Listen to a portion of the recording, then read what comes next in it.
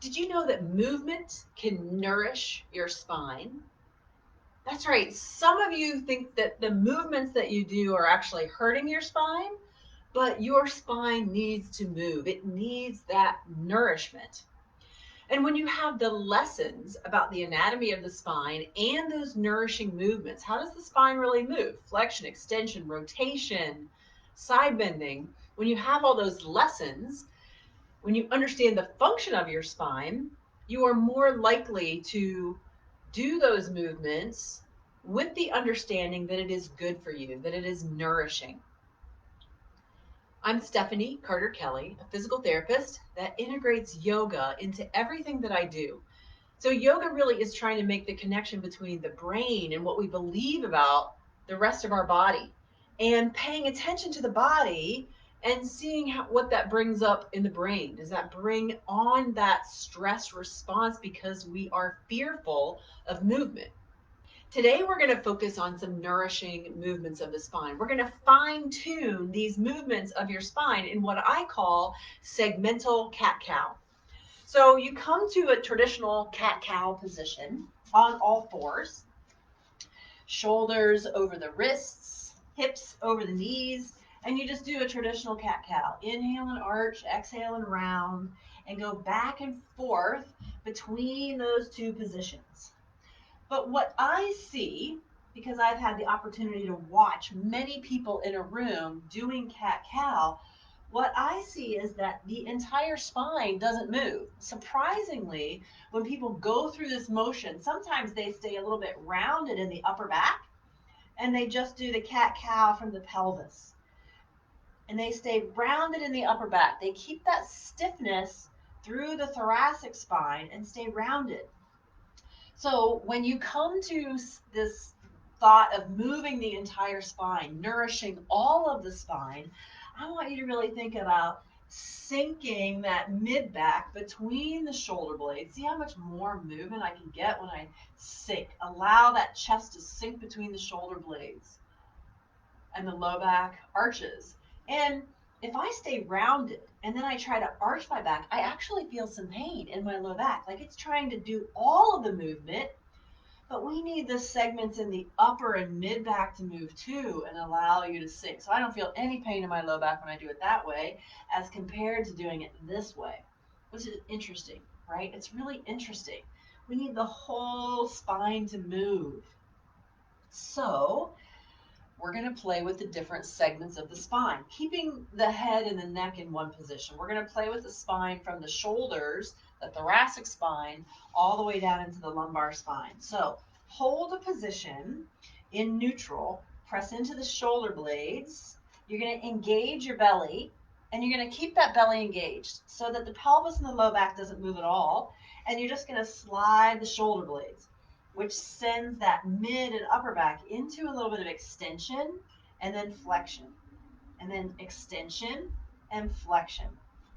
So can you move just one part of the spine without moving all the other parts, without moving the low back?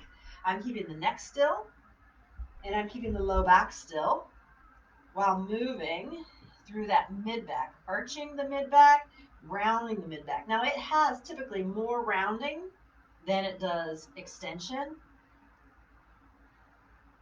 But can you just do that? Now, can you hold one position of the upper back and just do cat cow to comfort through the low back? And keep the head still. One of the things that I also notice is that when people arch the back, their head automatically goes up. That happens a lot of times in downward dog. People lift their head in that downward dog position. But can you keep a neutral position of the mid spine and only move the low back? Can you create that amount of control, motor control of the different areas of the spine? And then just go into full cat cow. Maybe you notice that you have a little bit more movement of the entire spine when you go into full cat cow. So we've divided the spine into segments, And then the other thing that I like to do is to go through the full cat-cow in a segmental way. So let's just try that one. So we're going to start from the bottom. So lift the tailbone, allow the low back to arch, and then let the lower ribs sink. Let the middle and upper ribs sink, and then gently look up. And then exhale, the head drops. Push in the upper back to let it round. The mid back rounds, the low back rounds, the tailbone drops down. And then inhale, lift the tailbone, arch the low back, mid back sinks, upper back sinks, and then look up. Exhale, head drops, round through the upper back, mid back, low back, tailbone. So segmental cat-cow. Can you let each part of the spine move all by itself in a wave-like action? If you can get control, segmental control, then you can feel more of what's going on in your low back. If that mid and upper back doesn't move, if it stays stuck in that rounded position, then your low back and your neck has to move a lot more.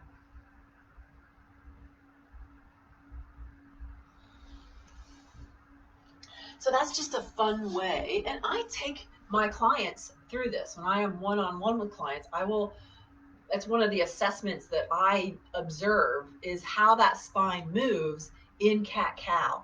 And it allows me to see where do we need to make some adjustments. So if you have the opportunity to do cat-cow and you have a mirror beside you, you can kind of turn your head and watch how your spine goes through the extension, the sagging or the arching, and then the rounding parts of cat-cow. Segmental cat-cow, learning what your spine needs in order to nourish all of it, not just the parts that move the best, and we need to loosen up some of those other parts and support some parts. So it's what does each spine need? You can learn more about your spine in the user's guide to your low back. It's a series of lessons laid out just like any user's guide to a piece of equipment that you want to understand. The troubleshooting section is not there. I'm still building that troubleshooting section out. But as people get the user's guide and they begin to ask questions, then we'll continue to build that troubleshooting section of the user's guide. So again, I'm Stephanie Carter-Kelly. I'm a physical therapist that uses yoga in just about everything that I do. Have a great rest of your day. Namaste.